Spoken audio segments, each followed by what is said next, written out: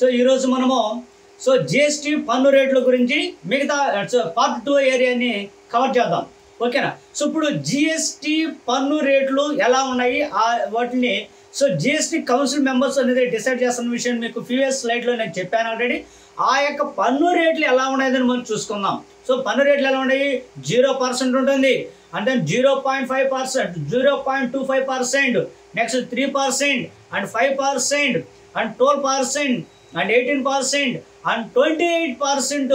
So పన్ను యొక్క రేట్లు అనేటువంటి ఉంటాయి. Okay right. ఇప్పుడు మనము ఒక్కొక్క పన్ను రేట్లు అనేటువంటి మొత్తం చెప్పుకుందాం. Okay right. అందులో భాగంగా ఫస్ట్ వన్ ఏంటి? 0% జిఎస్టీ 0% పన్ను రేటు గురించి ఏ ప్రోడక్ట్స్ అన్ని కూడా 0% పన్ను రేటు కిందకు వస్తాయనేది మనము చెప్పుకోవాల్సిన ముఖ్య అంశం. Okay right.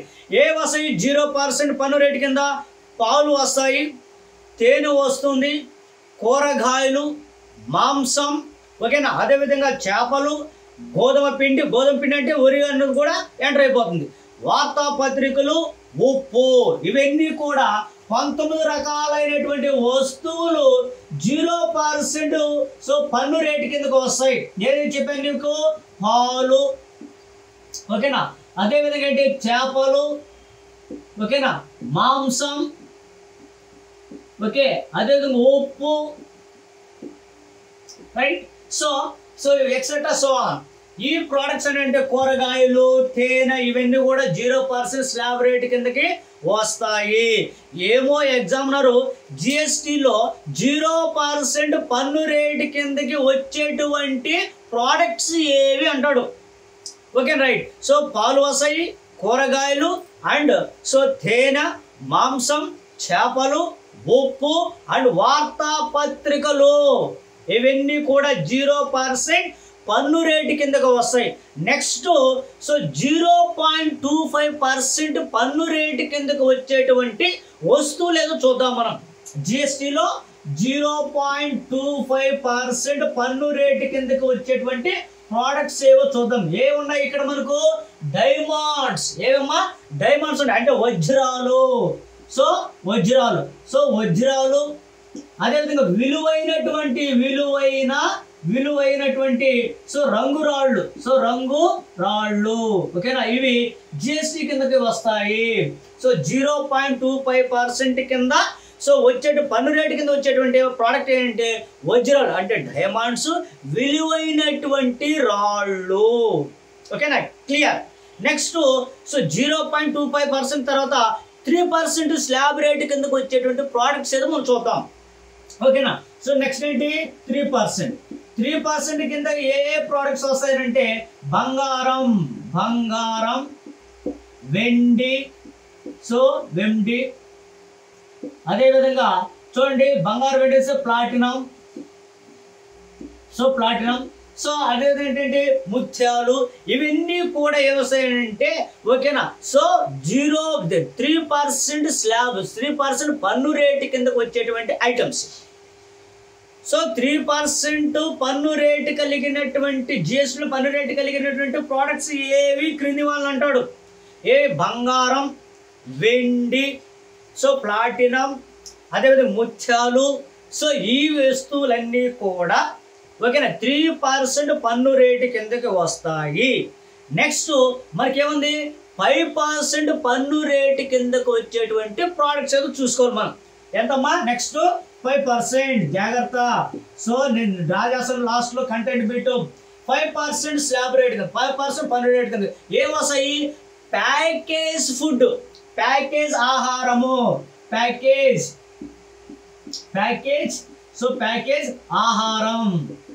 ప్యాకేజ్ ఆహారం వస్తుంది.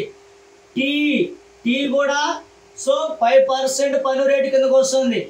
కాఫీ కూడా 5% రేటు కిందకు వస్తుంది. అదేవిధంగా మీకు చెప్తాను ఆశ్చర్యపోతుంది, ఎల్పిజి సిలిండర్ కూడా ఎంత వస్తుందమ్మా? 5% కిందకే వస్తుంది. సుగంధ ద్రవ్యాలు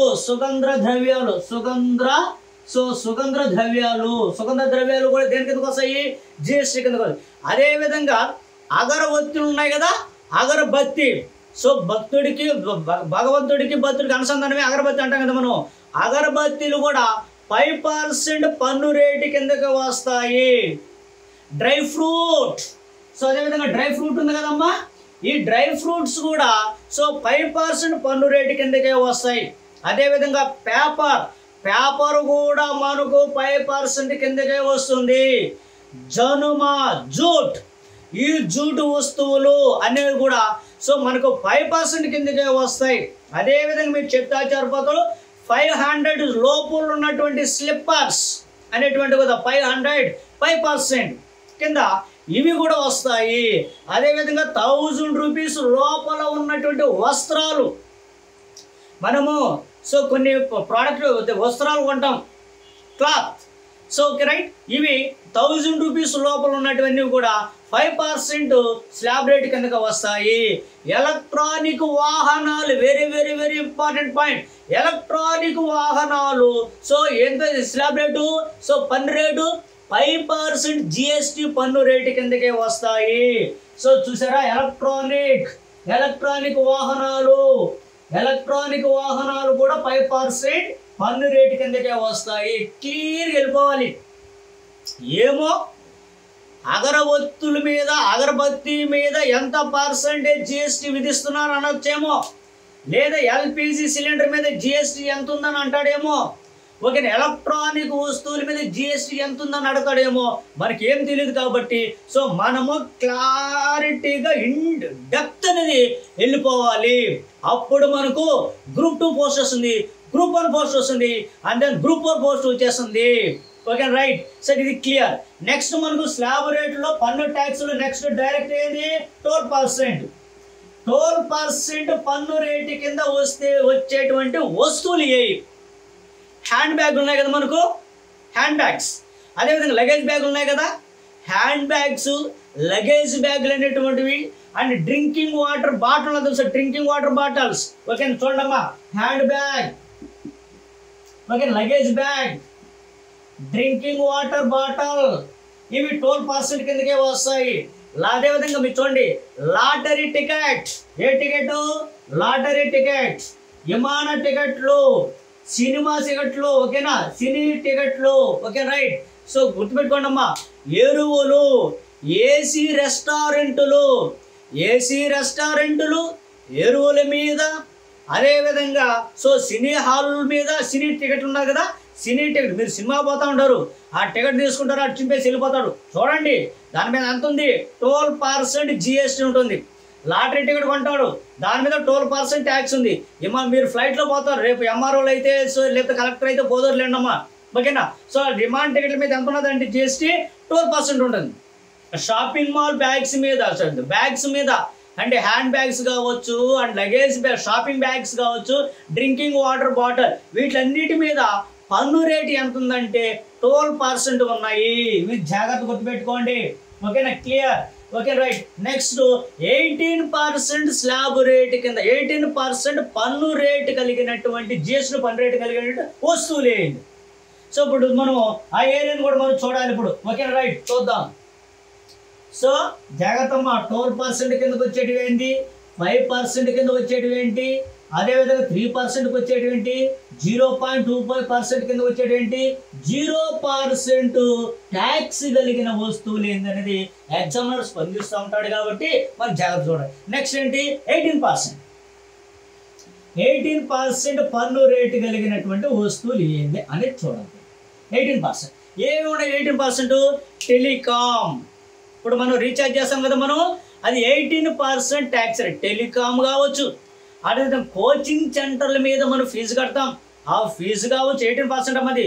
ఆర్థిక సేవలన్నీ కూడా, ఆల్ ఎకనామిక్ సర్వీసెస్ అన్నీ కూడా మనకు 18% స్లాబ్ రేట్ ఉంది, ట్యాక్స్ ఉన్నది, ఓకేనా రైట్. అదే మీరు చూడండి, షాంపులు ఉన్నాయి కదా మనకు, హెడ్ అండ్ షోల్డర్స్, ఇవన్నీ ఉన్నాయి, షాంపులు, సోపులు ఉన్నాయి కదమ్మా, ఈ సోపుల మీద 18%, షాంపుల మీద 18%, ఓకేనా. సో మీరు చూడండి, కోచింగ్ సెంటర్ మీద 18%. జాగ్రత్త, మీరు గ్రూప్ 1 గ్రూప్ 2 వాళ్ళకి కోచింగ్ సెంటర్లు అనేటువంటి మీకు అనుసంధానం కాబట్టి ఏమో ఎగ్జామినర్ దీని మీద స్పందించేదానికి అవకాశాలు ఉండొచ్చు, ఏమో. కోచింగ్ సెంటర్ మీద జిఎస్టీ పన్ను రేటు ఎంత అంటాడు, 18%, ఓకేనా. టెలికమ్యూనికేషన్ ఇప్పుడు ఎక్కువ మోతాదులో జనాభా అనేది ఏమంటున్నారంటే నెట్వర్క్ వాడుతున్నారు. నెట్వర్క్ మీద ఎంత ఉంది జిఎస్టీ అంటే 18%. అర్థమవుతుందా. మిర్రర్ మీద కూడా మనకు 18% స్లాబ్ రేట్ అనేది ఉంది, ట్యాక్స్ అనేది ఉంది. మిర్రర్ అర్థం ఓకేనా, అర్థమవుతుందమ్మా. ఐస్ క్రీమ్ మీద కూడా మనకు 18% అనేది ట్యాక్స్ అనేది ఉన్నది. అదేవిధంగా ఫర్నిచర్స్ మీద కూడా మనకు 18% ఉన్నది. ప్రింటర్స్ వీటిలన్నిటి మీద 18% స్లాబ్ రేట్ కిందకు వచ్చేటువంటి ఐటమ్స్. ఓకేనా. 18% స్లాబ్ రేట్ కిందకు వచ్చే ఐటమ్స్ ఏది అని అంటాడు. ఏది? టెలికమ్యూనికేషన్స్ అండ్ కోచింగ్ సెంటర్స్, అదేవిధంగా ఆర్థిక సేవలు, షాంపులు, సోపులు, మిర్రర్స్, ఓకేనా, ఐస్ క్రీమ్స్, ఫర్నిచర్స్, ఓకేనా, ఈ ప్రింటర్స్ ఇవన్నీ కూడా మనకు 18% స్లాబ్ రేట్ కిందకు వచ్చేటివే. సో కాబట్టి ఇది జాగ్రత్త గుర్తుపెట్టుకోండి. నెక్స్ట్ 28%. 28% కింద స్లాబ్ రేట్ కిందకు వచ్చేటువంటి ఐటమ్స్ ఏంటి? సిమెంట్. సో 28% కింద వచ్చేటువంటి స్లాబ్ రేట్. అర్థంగా ఆటోమొబైల్స్. సో ఆటోమొబైల్స్, ఈ ఆటోమొబైల్స్ అనేటువంటి కూడా 28% కిందకు వస్తాయి. ఆటోమొబైల్స్ వచ్చినాయంటే టూ వీలర్స్ అంటే సో మోటార్ వెహికల్స్ అనేది కూడా ఎంత 28% కిందకే వస్తుంది. ఓకేనా. చూడండి. సో గుర్రపు స్వారీ, ఓకేనా, గుర్రపు స్వారీ దీని కిందకే వస్తుంది. జోదం 28%. అదేవిధంగా పెయింటింగ్ 28%. ఓకేనా, రైట్. ఇది మీరు జాగ్రత్త గుర్తుపెట్టుకోవాలి. అంటే 28% కింద ఏమొస్తుంది? ఓకేనా, ప్రింటర్ వస్తుంది, రైట్. సో ఇది అంటే సో మనకు పెయింటింగ్ అనేది కూడా మనకు 28% వస్తుంది. సిగరెట్లు అనేటువంటివి కూడా ఎంత పర్సెంటేజ్, దేని పర్సెంటేజ్ వస్తుంది? సిగరెట్లు సో 28% స్లాబ్ రేట్ కిందకే వస్తాయి. క్లియర్గా వెళ్ళాలి మనం. 5 స్టార్లో మనకు 5 స్టార్లోకి ఎంటర్ అవుతాం. 5 స్టార్ ఫుడ్ చేయాలని చెప్పేసి వెళ్తాను. 5 స్టార్లో కూడా ఓకేనా, రైట్, 5 స్టార్స్ అనుకో, అటు గుర్తుపెట్టుకోండి అమ్మా, రైట్. 5 స్టార్లో కూడా 28% సో జిఎస్టీ అనేది ఉన్నది. అదే పాన్ మసాలా అనేటువంటిది ఉంది కదమ్మా, పాన్ మసాలా. ఈ పాన్ మసాలా మీద కూడా 28% అనేది జిఎస్టీ అనేది ఉన్నది. సో కాబట్టి 28 స్లాబ్ రేట్ 28% జిఎస్టీ కలిగినటువంటి సో వస్తువులు ఏవి క్రింది వాళ్ళు అంటాడు? ఏముంటాయి? జోదం 28%, గుర్రపు స్వారీ మీద కూడా 28% జిఎస్టీ, పాన్ మసాలా మీద కూడా జిఎస్టీ 28%, సో పెయింటింగ్ మీద 28%. ఓకేనా. సో మళ్ళీ ఏంటి? Cement, automobiles, motor vehicles, cigarette, ఇవన్నీ 5 స్టార్, ఇవన్నీ కూడా 28% కిందకే వస్తాయి. ఇప్పుడు వచ్చేదే మనకు క్వశ్చన్ ఏరియా. ఓకే, దీన్ని చాలా జాగ్రత్తగా మీరు గుర్తుపెట్టుకొని ముందుకెళ్ళాలి. ఇప్పుడు రీసెంట్గా మన యొక్క జిఎస్టీ కౌన్సిల్ మెంబర్స్ ఉన్నారు. సో జిఎస్టీ కౌన్సిల్ మెంబర్లు ఎవరు ఉన్నారు? జిఎస్టీ కౌన్సిల్ చైర్మన్ ఎవరు? ఆర్థిక మంత్రి ఉంటారు, సహాయ మంత్రి వచ్చేసి సభ్యులుగా ఉంటారు. 28 రాష్ట్రాల యొక్క ఆర్థిక మంత్రులు, రెవెన్యూ మంత్రులు లేదా ఇతర మంత్రులు, సో ఢిల్లీ యొక్క ఆర్థిక మంత్రి అండ్ పాండిచేరి ఆర్థిక మంత్రి ప్లస్ సిబిఐటి వాళ్ళు వీళ్ళంతా కూడా సభ్యులుగా ఉంటారు. వీళ్ళందరూ కలుసుకొసి సో ఈ కోవిడ్ టైంలో కొన్ని వస్తువులకి, అంటే కోవిడ్ సందర్భంగా కొన్ని వస్తువులు అనేటువంటి హైలైట్ అయినాయి. కోవిడ్ పన్ను రేటును కూడా నిర్ణయించడం జరిగింది. కోవిడ్ పన్ను రేటు. కోవిడ్ ఐటమ్స్ ఉన్నాయి కదమ్మా, కోవిడ్ సంబంధించిన ఐటమ్స్ అంటే ఏవి మీకు బాగా తెలుసు. అంబులెన్స్ సేవలని, కోవాక్సిన్ అని వ్యాక్సినేషన్ వేసుకుంటారు కదా, and vaccinations and oximeter and ventilators, వీటి మీద కూడా పన్ను డిసైడ్ చేశారు. అందులో సో అంబులెన్స్ జాగ్రత్త, very very important. Ambulance so ఈ అంబులెన్స్కి సో ఎంత జిఎస్టీ విధించినట్టు జరిగిందంటే 12%. Very very important. ఎందుకంటే ఈ కరోనా కాలంలో 108, 104 అనేటువంటి మన రాష్ట్రంలో 108, 104 అంటాం.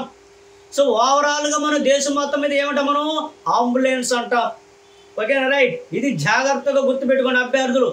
ఈ కోవిడ్ టైంలో కూడా జిఎస్టీ కౌన్సిల్ మెంబర్ కూర్చొని ఈ కోవిడ్ ఐటమ్స్కి ఓకేనా, అంటే వ్యాక్సినేషన్ కావచ్చు, ఆక్సిమీటర్ కావచ్చు, వెంటిలేటర్ కావచ్చు అండ్ అంబులెన్స్కి సో ఎంత పన్ను రేట్ని డిసైడ్ చేయడం జరిగిందని అంటే ఓకేనా క్లియర్.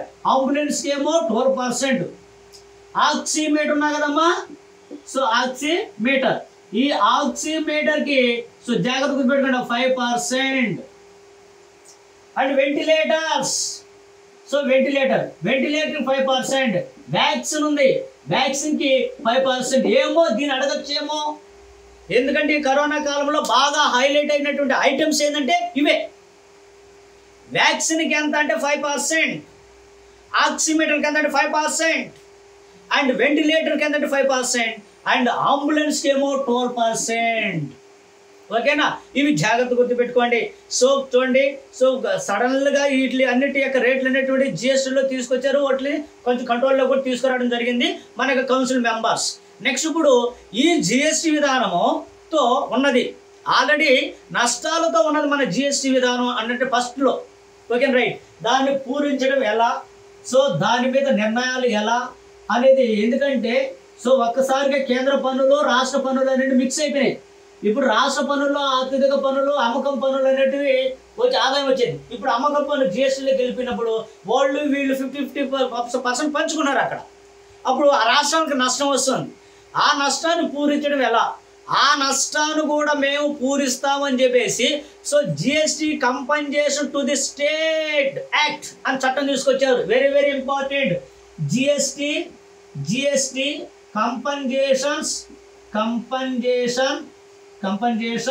టు స్టేట్ యాక్ట్ అని చెప్పి 2017 సంవత్సరంలో దీన్ని తీసుకురావడం జరిగింది.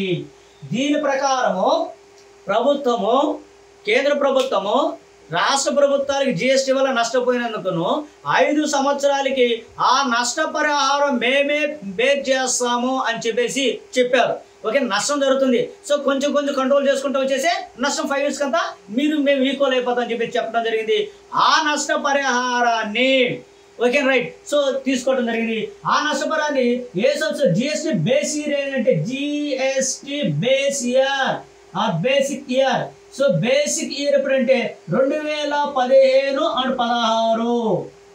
ఈ సంవత్సరం నుంచి జిఎస్టీ యొక్క నష్టపరిహారాన్ని 5 సంవత్సరాలకి కేంద్ర ప్రభుత్వమే భరించాలి. సో భరించే దానికోసం ఏమి చెప్పింది, so GST compensation to state act 2017 తీసుకొచ్చింది. దాని ప్రకారం యాక్ట్ ప్రకారం ఆ చట్టం ప్రకారం ఈ 5 సంవత్సరాలు ఒక నష్టపరిహారాన్ని రాష్ట్రాలకు చెల్లించడం జరుగుతుంది. ఓకే, ఈ నష్టపరిహారము ఎంత నష్టం వాటి వెళ్తుంది రాష్ట్రాలకి అని చెప్పేవారు ఎవరు అనంటే మీకు బాగా తెలుసు, CAG, controlling and auditor generals. CAG controlling and auditor general. ఈయన చూడండి, కంట్రోలింగ్ ఆడిటర్ జనరల్ అనేటువంటి వ్యక్తి వివిధ రాష్ట్రాలకి ఇన్ని వేల కోట్ల రూపాయలు జిఎస్టీ ద్వారా నష్టం జరుగుతుందని తుది నివేదిక ఇచ్చేది ఎవరు అంటే రాజ్యాంగ పద్ధతిలో కూర్చొని తుది నివేదిక ఇచ్చే వ్యక్తి ఎవరనంటే కాగ్ ఎన్నో భాగంలో ఉంటాడు, 5వ భాగంలో ఉంటాడు. ఆర్టికల్ సెకండ్ స్టార్ట్ అవుతుంది 148 నుంచి 151 వరకు ఉన్న ఆర్టికల్స్ అన్ని కూడా కాగ్వే. ఓకేనా రైట్, జాగ్రత్త అమ్మా. సో ఇప్పుడు ఇక్కడ మీరు జాగ్రత్తగా ఆలోచిస్తే కాగ్ని నియమించేది ఎవరు, రాష్ట్రపతి. అదేవిధంగా జాగ్రత్తగా ఆలోచిస్తే మీరు కాగ్ దగ్గర రాజ్యాంగ పదవిలో ఉన్నటువంటి ఏకైక పదవిది. సో అంటే రాజ్యాంగ పదవిలో ఉన్నటువంటి పదవిది, ఏకైక కాదు పదవిది. సో ఈ పదవిలో ఓకే రైట్ సో ప్రమాణ స్వీకారం చేసేటువంటి ఏకైక రాజ్యాంగ పదవి ఏదంటే రాష్ట్రపతి దగ్గర. సో మన కాగ్గే, అందుకే కాగ్ని ఏమంటారు ఓకేనా. సో భారత ఖజానాకి రక్షకుడు అంటారు దీన్ని. సో భారత ప్రభుత్వానికి పొడిగించబడిన చెయ్యి అంటారు దీన్ని. ఓకే రైట్, సో ఈ జాగ్రత్తగా ఉండాలి. ఓకే రైట్, మనము సో అంటే నీట్ కరెక్ట్గా పిన్ టు పిన్ మనం సబ్జెక్ట్ తీసుకుంటూ వెళ్ళిపోవాలన్నమాట. ఇతను డిసైడ్ చేస్తాడు. చెప్పిన తర్వాత ఇంత అమౌంట్ అని చెప్పిన తర్వాత 5 సంవత్సరాల్లో కేంద్ర ప్రభుత్వం అంచెలంచెలుగా ఆ నష్టాన్ని పూరిస్తూ వస్తుంది. ఎలా పూరిస్తున్నట్టే నేను చెప్తాను చూడండి. So first year, second year, third year నష్టాన్ని 100% ఇచ్చేస్తుంది కేంద్ర ప్రభుత్వం. 5 years అని చెప్పాం కదా. నెక్స్ట్ 4th ఇయర్లో ఓకేనా 75% నష్టాన్ని కేంద్రం ఇస్తుంది. 5th ఇయర్లో ఓకేనా 50% నష్టాన్ని కేంద్ర ప్రభుత్వం ఇస్తుంది. ఇంకా 66 ఇయర్ నుంచి మేము అంటే కేంద్రం రాష్ట్రము ఇద్దరు సమానంగానే ఉండిపోతాము అనే విషయం చెప్పారనమాట. అర్థమవుతుందమ్మా నేను చెప్పేది? Okay right. ఇలా మీరు చదువుకుంటూ పోండి. సో గ్రూప్ 2లో మీరు సక్సెస్ అవటం అనేది షూర్. Okay right. సో ఇప్పుడు మన ఈ యొక్క పొజిషన్స్ కూడా చెప్పడం జరిగింది. ఎప్పుడు కూడా కాగ్ మీద ప్రశ్నలు ఉంటాయి. ఆర్థిక సంఘం 280 ఆర్టికల్లో ఆర్థిక సంఘం ఉంటుంది. ఆర్థిక సంఘాన్ని నియమించేది ఎవరంటే రాష్ట్రపతి. ఆర్థిక సంఘము, ప్రణాళిక సంఘము ఓకేనా కాగ్ అనేది మనకి ఎకానమీకి రిలేటెడ్గా ఉంటారు వీళ్ళు. ఓకేనా రైట్. సో మీరు ఎలా సబ్జెక్ట్ని తీసుకుంటూ ముందుకు వెళ్ళిపోండి. Okay right. సో ఇప్పుడు మనకు సెజ్ వీళ్ళు అయిపోయారు. నష్టపరిహారం కూడా చెప్పేశాడు. సెజ్ పాన్ మసాలా మీద 135 ఉన్నాడు. ఇప్పుడు ఈ జిఎస్టీ యొక్క నెట్వర్క్ ఎలా ఉందని మనం చూసుకోవాలి. ఇప్పుడు జిఎస్టీ అమలు చేసుకున్నారు. ఇప్పుడు ఈ జిఎస్టీ నెట్వర్క్ అడ్మినిస్ట్రేషన్ అనేది ఒకటి ఏర్పడాలి. అడ్మినిస్ట్రేషన్ కావాలి కదా. సో జిఎస్టీ అడ్మినిస్ట్రేషన్ అనేది ఏర్పడాలి. దానికే జిఎస్టిఎన్ నెట్వర్క్ అనేటువంటి అడ్మినిస్ట్రేషన్ ఏర్పాటు చేయడం జరుగుతుంది. ఎందుకంటే జిఎస్టీను సమర్థవంతంగా అమలు పరిచేందుకు గాను కేంద్రము, రాష్ట్ర ప్రభుత్వాలు ఉమ్మడిగా ఏ అడ్మినిస్ట్రేషన్ ఏర్పడుతుందంటే జిఎస్టీ నెట్ అనేటువంటి అడ్మినిస్ట్రేషన్ని ఏర్పాటు చేయడం జరుగుతుంది. ఇలా మనం సబ్జెక్ట్ తీసుకెళ్ళాలి. ఏమో జిఎస్టీని సమర్థవంతంగా కేంద్ర రాష్ట్ర ప్రభుత్వాలు అమలు పరిచేదాని కోసము ఏర్పాటు చేసిన నెట్వర్క్ ఏది అని అంటాడు ఎగ్జామినర్. అప్పుడు ఏది? జిఎస్టిఎన్ అనేటువంటిది ఇది అడ్మినిస్ట్రేషన్. ఓకేనా? క్లియర్గా ఉండండి. ఇప్పుడు సో మనము మీకు చెప్పాను. సో ఫ్రాన్స్ తరహా విధానంతో కూడుకున్నటువంటి జిఎస్టీ విధానం ఉండదని. ఓకేనా? సో ఈ జిఎస్టీ విధానాన్ని 140 దేశాలు ఫాలో అవుతున్నాయని చెప్పాను. ఇప్పుడు ఇంత పెద్ద విధానం ద్వారా మన భారత ప్రభుత్వానికి కలిగేటువంటి ప్రయోజనాలు ఏంటి? ఈ జిఎస్టీ విధానం ఇంట్రొడ్యూస్ చేయటం వల్ల భారతదేశంకి కలిగేటువంటి ప్రయోజనం ఏంటి? ఇప్పుడు జిఎస్టీ ప్రయోజనాలు అనేది మనము చూద్దాం. ఓకేనా రైట్. కాగ్ని జాగ్రత్త గుర్తుపెట్టుకోండి. కాగ్ అనే వ్యక్తి ఫైనలైజ్గా ఇంత నష్టం వస్తుందని చెప్పి ధృవీకరించిన తర్వాతే ఆ నష్టపరిహారాన్ని కంపెన్సేషన్ యాక్ట్ కింద వాళ్ళు సో డిసైడ్ చేయడం జరుగుతుంది. ఇప్పుడు జిఎస్టీ ప్రయోజనాలు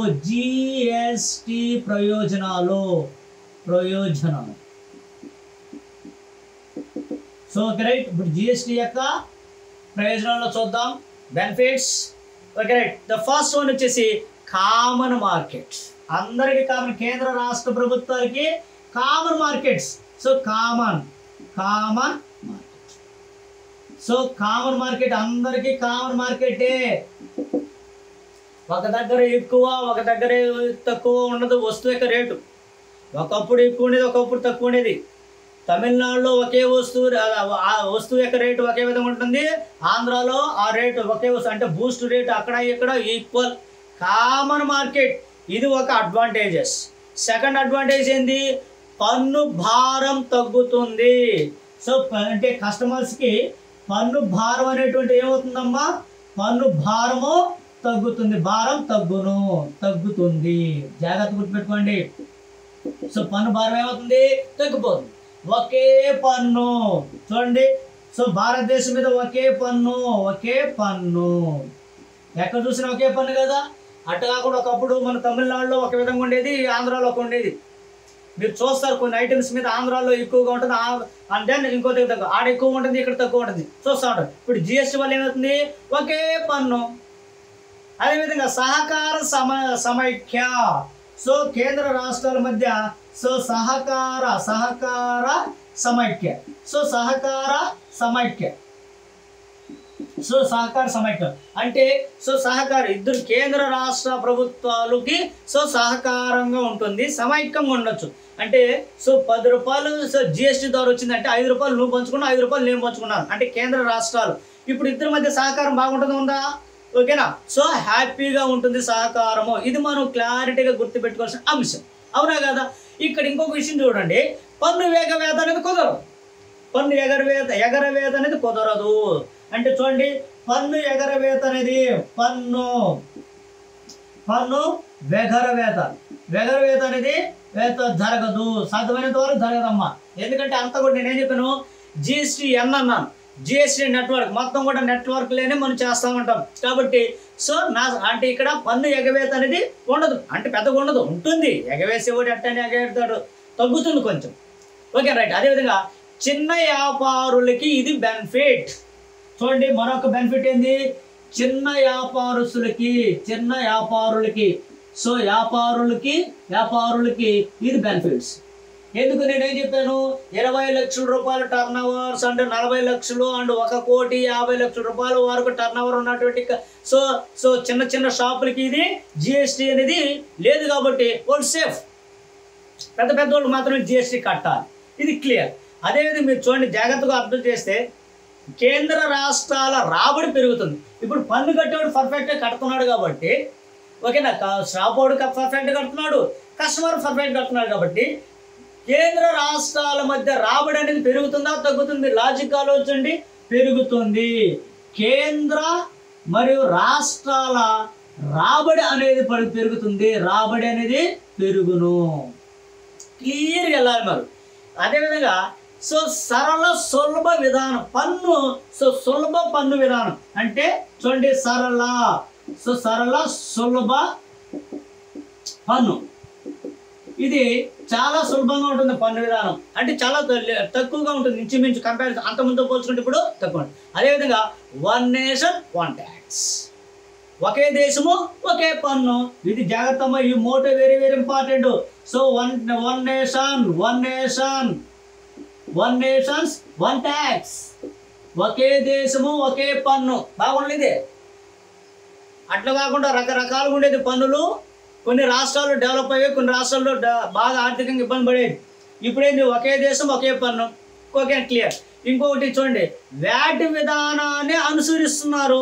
ఏంటి ఇంకా ప్రాబ్లం, వ్యాట్ విధానం ఎలా ఉందో అలానే ఫాలో అవుతున్నారు కదా. వ్యాట్ విధానం అనుసరిస్తున్నారు. వ్యాట్ గురించి ఆల్రెడీ అలవాటు పడిపోయినారు ప్రజలు, కాబట్టి ఆ విధానమే కదా జిఎస్టీ. వ్యాట్ ప్లేస్లో జిఎస్టీ విధానం తీసుకురామని చెప్పిన వ్యక్తి ఎవరు? కేల్కర్. అర్థమవుతుందమ్మా నేను చెప్పేది? ఆ జిఎస్టీ అమలు కోసం చేసిన కమిటీ అంటే Arvind Subramanian. Okay right. So ఇలా మీరు జాగ్రత్తగా వెళ్ళిపోవాలి. ఇంకొక విషయం ఏంటంటే పర్ఫెక్ట్గా బిల్లింగ్ సిస్టమ్ అని ఉంటుంది. సో వే బిల్ అంటారు దీన్ని. సో జిఎస్టీలో బిల్ ఇచ్చేస్తాడు, వే బిల్ బిల్లింగ్ సిస్టమ్ ఉంటుంది. బిల్లు లేకుండా జిఎస్టీ వేసి ఇస్తాను అన్నాడు. సినిమా హాల్లో పోతే కూడా బిల్ ఇస్తాడు. సో విమానం ఎక్కిన టికెట్లో బిల్ ఇస్తాడు. ఎక్కడైనా కానీ సో ఒక సిస్టమ్ అనేది ఉంటుంది. ఓకేనా? జిఎస్టీ పైన మీకు చెప్తాను చూడు, అదే మీకు bit. Okay right. So GST మీద మీకు ఓకే రైట్. సో సర్చార్జీలు అనేటువంటివి ఉండవు. ఓకేనా? జిఎస్టీ మీద ఏమున్నావమ్మా, జిఎస్టీ మీద సర్చార్జీలు అనేటివి ఉండవు. ఇక్కడ మనకు సర్చార్జీలు అనేది భయంకరంగా దంచి వదిలిపోయేస్తాడు. ఆర్టికల్ 271లో ఏమున్నది? ట్యాక్స్ అండ్ ట్యాక్స్ లేదా, పన్నుల మీద పన్ను లేదా ఉన్నది. ఇప్పుడు జిఎస్టీ రావడం వల్ల సో సర్చార్జీలు అనేటువంటి జిఎస్టీలో ఉండవు. Customer safe. Tax and tax ఏది పరిస్థితి? ఇప్పుడు ఆల్రెడీ పన్ను 1000 రూపాయలు కడుతున్నావు, మళ్ళీ దాని మీద ఒక 500 వేసినంటే పన్ను మీద పన్ను వేసంటే 1500 వెళ్ళిపోయింది. నీకు భారమా కాదు, కస్టమర్స్కి భారం. ఇప్పుడు జిఎస్టీ రావడం వల్ల బెనిఫిట్ ఏంది? సో సర్చార్జీలు అనేది ఉండవు. ఆర్టికల్ 271లో ఓకేనా, ఆర్థిక పరమైనటువంటి సంబంధాలు ఉన్నాయి కదా కేంద్ర రాష్ట్రాల మధ్య. Okay right. 271లో సర్చార్జీలు ఉండేవి. సో కాబట్టి ఈ సర్చార్జీలు అనేటువంటివి ఉండవు. ఆర్టికల్ 271లో సర్చార్జీలు అనేది వేసే అధికారం ఉన్నది ప్రభుత్వాలకి. సర్చార్జీలు లేవు. సో దీనివల్ల ఏమైందంటే సో పన్ను రేటు తగ్గింది, వస్తువు రేటు తగ్గింది, డిమాండ్ పెరిగింది, వస్తువులకి కొనుగోలు సామర్థ్యం పెరిగింది. కొనుగోలు సామర్థ్యం పెరగడం వల్ల సో వ్యాపారస్తులు ఏం చేస్తారంటే జనాభా విపరీతం కొంటున్నారని చెప్పేసి వాళ్ళు నెంబర్ ఆఫ్ ఇండస్ట్రీస్ తీసుకొచ్చేసి నెంబర్ ఆఫ్ వస్తువులు తయారు చేసి సో అదేవిధంగా అధిక ఆదాయం పొందవచ్చు అని చెప్పేసి వాళ్ళు అనుకుంటారు. ఇప్పుడు ఏమైంది, దీనివల్ల ఇంకో బెనిఫిట్ ఏంది, పరోక్షకంగా విదేశీ స్వదేశీ పెట్టుబడులు అనేది పెరుగుతాయి. చూసారా, నేను చెప్పాను కదా ఇంతకుముందే మీకు, ఇప్పుడు పెరిగాయి. ఎందుకంటే సో వస్తువులు కొంటున్నారంటే ఏంది, ధర తగ్గితే కొనుగోలు సామర్థ్యం పెరుగుతుంది, అవునా కదా. ఇప్పుడు జిఎస్టీ వల్ల సర్చార్జ్ లేవు, ట్యాక్స్ తగ్గిందన్నాను, ఒకే దేశం ఒకే పన్ను అన్నాను కాబట్టి సో పన్ను రేటు తగ్గింది, ధర తగ్గింది కాబట్టి వస్తువులు కొంటున్నారు కాబట్టి ఒకే నెంబర్ ఆఫ్ పారిశ్రామికవేత్తలు అనేటువంటి రావడం జరుగుతుంది. కంపెనీలు ఎస్టాబ్లిష్ చేస్తారు, నెంబర్ ఆఫ్ వస్తువులు తయారు చేస్తారు. దీనివల్ల ఏంటంటే పెట్టుబడిదారులు అధిక మోతాదులు రావడం వల్ల వస్తువులు ఉత్పత్తి చేసి ఆ వస్తువులు ఇండియాలో ఉన్న వాళ్ళకి అమ్మగా మిగిలిన వస్తువులని ఎగుమతి చేసేదానికి అవకాశాలు ఉంటాయి. అంటే దాని అర్థమైంది, మరో బెనిఫిట్ ఎగుమతుల సామర్థ్యం అనేది పెరుగుతుంది. చూసారా, జిఎస్టీ వల్ల ఇది ప్రయోజనమా కాదా, ప్రయోజనమే, ఓకేనా. అదేవిధంగా మీరు జాగ్రత్తగా ఆలోచించంటే పన్ను భారం తగ్గటంతో ఉత్పత్తి వ్యయం అనేది కూడా తగ్గుతుంది. పన్ను అనేది లేదు, ఇప్పుడు తగ్గింది. ఏది సర్చార్జులు ఇలాంటి పన్ను అనేది తగ్గింది. తగ్గటం వల్ల ఏమైంది, ఉత్పత్తి వ్యయం అనేది తగ్గిపోయింది.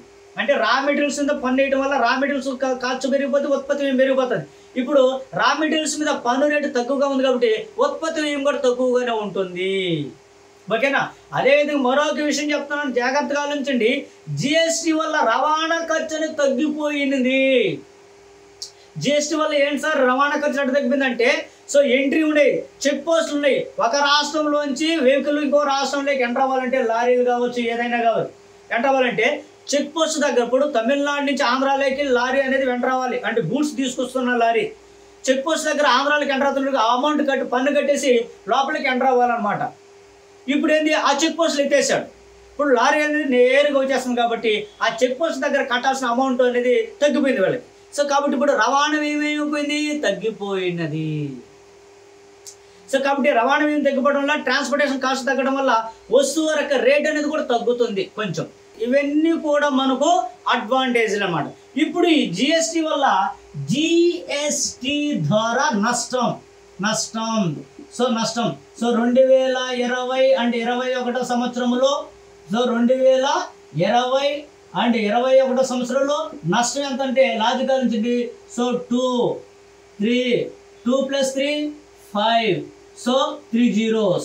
ఇప్పుడు చెప్పండి 2,35,000 crores. ఇన్ని కోట్ల రూపాయలు 2020-21లో నష్టం వచ్చిందని చెప్తున్నారు. ఎందుకు వచ్చింది నష్టము, కరోనా ఎఫెక్ట్. సో కాబట్టి ఇది జాగ్రత్త. దీంట్లో 97 కోట్ల రూపాయలు 97,000 కోట్ల రూపాయలు అసలు వసూలే కాలేదు. మిగిలిన 1,38,000 కోట్ల రూపాయలు నష్టంగానే ఉండిపోయింది. నష్ట నివారణ చర్యలు అనేటువంటివి సో విధి లిఖిత నష్టం అని చెప్పేశారు వాళ్ళు, ఓకే రైట్. ఇప్పుడు ఏం చెప్తున్నారు అంటే 2021-22 బడ్జెట్లో 2021 అండ్ 22 సంవత్సరం యొక్క బడ్జెట్లో జిఎస్టీ వసూలు ఎంత అవుతుందని చెప్తున్నారంటే 6,30,000 కోట్ల రూపాయలు వసూలు అవుతుందని చెప్పడం జరుగుతుంది. సో 2021-22 సంవత్సరంలో జిఎస్టీ ఎంత పర్సెంటేజ్ ఎన్ని కోట్లు వసూలు అవుతుందని చెప్తున్నారు. సో 6,30,000 కోట్ల రూపాయలు జిఎస్టీ వసూలు అవుతుందని చెప్తున్నారు మన నిర్మలా సీతారామన్ గారు. ఇది క్లియర్గా వెళ్ళిపోవాలి మనకు, ఓకేనా. అదేవిధంగా మీరు జాగ్రత్త ఆలోచుకుంటే సర్వే 2020 అండ్ 21 ఆర్థిక సర్వే ప్రకారము ఓకేనా రైట్. జిఎస్టీ పర్సెంటేజ్ ఎంత, జిఎస్టీ వసూల్ సో 29%. అదేవిధంగా చూడండి corporate tax 28%, income tax so 26%, ఓకేనా. అదేవిధంగా కేంద్ర ప్రభుత్వం యొక్క దిగుమతుల యొక్క సుంకం, కేంద్ర ప్రభుత్వం యొక్క దిగుమతుల యొక్క సుంకం వచ్చేసి so 11%. Custom duties and 6%. So వచ్చిందని చెప్పేసి చెప్తామమ్మా. ఇది వెరీ ఇంపార్టెంట్ అప్డేట్. ఇది ఇన్ఫర్మేషన్ 2021 ఆర్థిక సర్వే ప్రకారము జిఎస్టీ ఎంత పర్సెంటేజ్ 29%. సో అదేవిధంగా కార్పొరేట్ ట్యాక్స్ ఎంత ఉంది 28%, అండ్ ఇన్కమ్ ట్యాక్స్ ఎంత 26%, అండ్ దెన్ ఎగుమతులు కేంద్ర ప్రభుత్వ ఎగుమతులు దిగుమతులు సుంకం ఎంత so 11%, and then so custom duties చూసే 6% అని చెప్పేసి చెప్పడం జరుగుతున్నది. చూసారా? సో భారత ప్రభుత్వానికి అధిక మోతాదులో వచ్చే పన్ను అంటే ఏది? జిఎస్టీ. సెకండ్ ఏమున్నది? Corporate tax. థర్డ్ ఏమున్నది? Income tax. ఫోర్త్ ఏముంది? సో సుంకం. చూసారా? అందుకే నేను చెప్పేది సో కేంద్ర ప్రభుత్వానికి కానీ రాష్ట్ర ప్రభుత్వానికి కానీ అంటే ఇక్కడ ఏంటంటే జిఎస్టీ. రాష్ట్ర ప్రభుత్వం యొక్క జిఎస్టీ ఎంతో వసూలు అవుతుంది 2021-22 సంవత్సరంలో అని బడ్జెట్లో చెప్పారని అంటే సో 18,871 కోట్ల రూపాయలు వస్తుందని చెప్పడం జరిగింది. సో ఏపీ ప్రభుత్వానికి 2021 అండ్ 22 బడ్జెట్లో జిఎస్టీ ద్వారా ఎంత వస్తుందని చెప్తున్నారు అని అంటే సో ఎంత? 18,000 సో ఓకేనా? సో 871 రూపాయలు 71 కోట్లు వస్తుందని చెప్పేసి చెప్పడం జరుగుతుంది. ఇది నేను ఏపీ బడ్జెట్ వచ్చినప్పుడు నేను చెప్తాను. ఓకే రైట్, సరే అది క్లియర్. సో ఇప్పుడు ఇక్కడ మనకు ముఖ్యమైన కమిటీలు ఉన్నాయి. ఆ కమిటీలు జాగ్రత్త గుర్తుపెట్టుకోండి అమ్మా. సో మనకు వాంచు కమిటీ ఉన్నది. ఈ వాంచు కమిటీ అనేటువంటి వ్యక్తిని సో ఏ పన్నుల మీద వేశారని అంటే జాగ్రత్తగా ఉంచండి. ప్రత్యక్ష పన్నులు, అదేవిధంగా పన్ను ఎగవేత విధానం మీద, నల్లధనం మీద వేసినటువంటి కమిటీ వాంచు కమిటీ. ఓకేనా? సో రేఖీ కమిటీ ఉన్నదన్నమాట. ఈ రేఖీ కమిటీ అంటే పరోక్ష పన్నుల మీద వేసిన కమిటీ రేఖీ కమిటీ అంటున్నాను. చోక్సీ కమిటీ అంటే ప్రత్యక్ష పన్నులు సులభతరం. సో దీని మీద వేసిన కమిటీ. సో తివారీ కమిటీ ఏంది? కస్టమ్ డ్యూటీస్ మీద వేసిన కమిటీ తివారీ కమిటీ. ఇది క్లియర్గా వెళ్ళిపోండి. భూతలింగం అనేటువంటి కమిటీ వేశారు.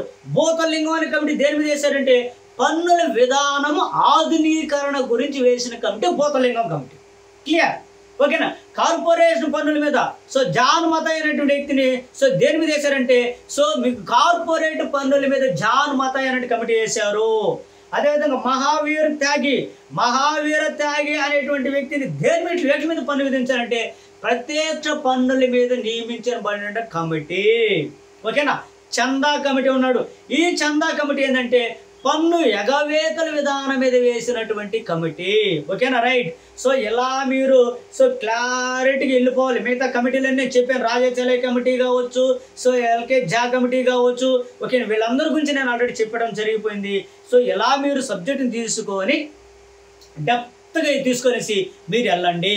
సో మీరు చేయాల్సిన ప్రోత్సాహము, మా వీడియో మీకు నచ్చినట్లయితే షేర్ చేయండి, లైక్ చేయండి, షేర్ చేయండి. మీ ఫ్రెండ్స్ కూడా సో సబ్స్క్రైబ్ చేయండి. సో షేర్ చేయండి. Okay right, thank you.